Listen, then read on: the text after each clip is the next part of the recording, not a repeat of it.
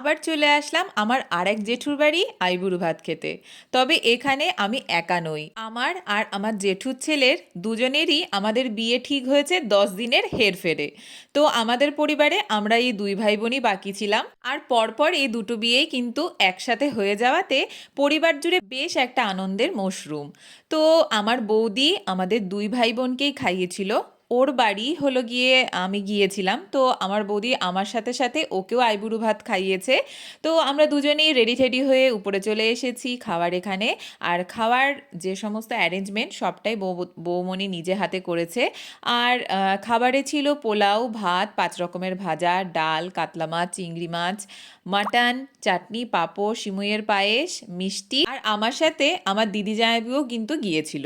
আমরা সবাই খুব আনন্দ করে দিনটা কাটিয়েছি। আর তারপর সেদিনকের পরের দিনই ছিল জেঠুর জন্মদিন, তাই জন্য কেক কাটিং করে তারপর আমরা বাড়ি ফিরেছি। টাটা।